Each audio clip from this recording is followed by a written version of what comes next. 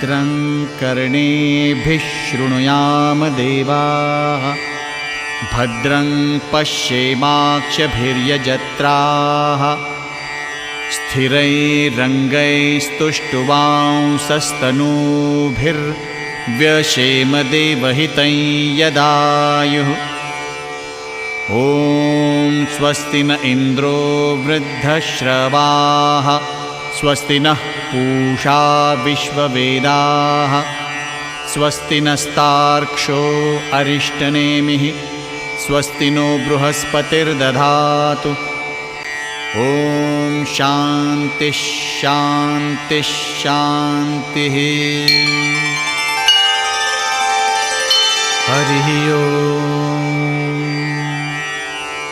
ॐ नमस्ते गणपतये त्वमेव प्रत्यक्षं तत्त्वमसि त्वमेव केवलं कर्तासि त्वमेव केवलं धर्तासि त्वमेव केवलं हर्तासि त्वमेव सर्वं खल्विदं ब्रह्मासि त्वं साक्षात् आत्मासि नित्यम्।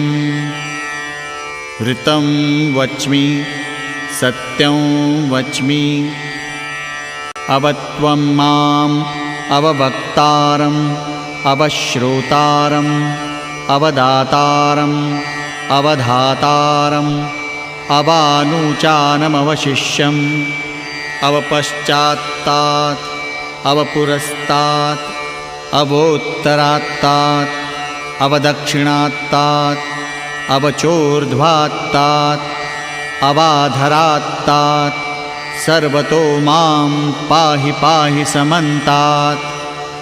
त्वं वाङ्मयस्त्वं चिन्मयः त्वमानन्दमयस्त्वं ब्रह्ममयः त्वं सच्चिदानन्दाद्वितीयोऽसि त्वं प्रत्यक्षं ब्रह्मासि त्वं ज्ञानमयो विज्ञानमयोऽसि।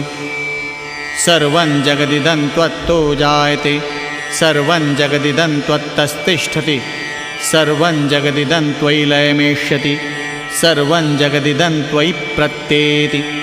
त्वं भूमिरापो नलो निलो नभः त्वं चत्वारि वाक्पदानि त्वं गुणत्रयातीतः त्वं देहत्रयातीतः त्वं कालत्रयातीतः त्वं मूलाधारस्थितोऽसि नित्यं त्वं शक्तित्रयात्मकः त्वां योगिनो ध्यायन्ति नित्यं। त्वं ब्रह्मा त्वं विष्णुस्त्वं रुद्रस्त्वं इन्द्रस्त्वं अग्निस्त्वं वायुस्त्वं सूर्यस्त्वं चन्द्रमास्त्वं ब्रह्मभूर्भुवः स्वरों। गणादिं पूर्वमुच्चार्य वर्णादिं तदनन्तरम् अनुस्वारः परतरः अर्धेन्दुलसितं तारेणुरुद्धम् एतत्तव मनुस्वरूपं।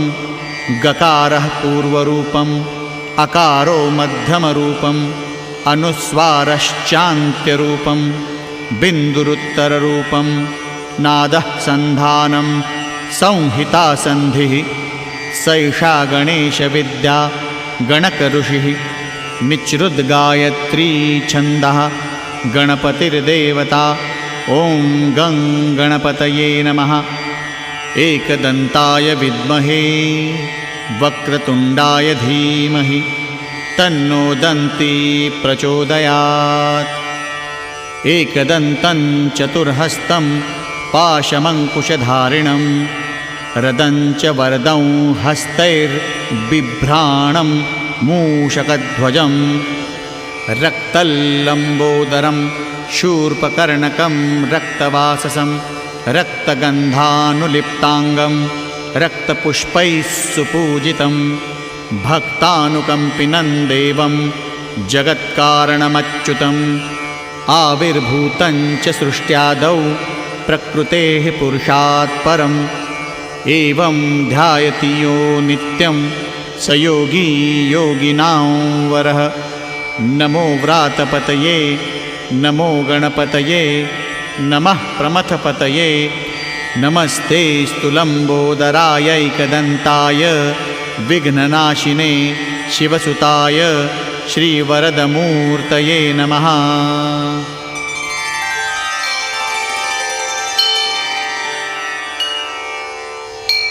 एतद् अथर्वशीर्षं योधीते स ब्रह्मभूयाय कल्पते, स सर्वविघ्नैर्न बाध्यते, स सर्वतः सुखमेधते, स पञ्चमहापापात् प्रमुच्यते। सायमधीयानो दिवसकृतं पापन्नाशयति, प्रातरधीयानो रात्रिकृतं पापन्नाशयति, सायं प्रातः प्रयुञ्जानो अपापो भवति, सर्वत्राधीयानोपविघ्नो भवति, धर्मार्थकाममोक्षं च विन्दति। इदम् अथर्वशीर्षम् अशिष्याय न देयं, यो यदि मोहाद्दास्यति स पापीयान् भवति। सहस्रावर्तनात् यय्यं काममधीते तन्तमनेन साधयेत्। अनेन गणपतिम् अभिषिञ्चति स वाग्मी भवति, चतुर्थ्यान्मनश्नन् जपति स विद्यावान् भवति। इत्यथर्वणवाक्यं ब्रह्माद्यावरणं विद्यात् न बिभेति कदाचनेति।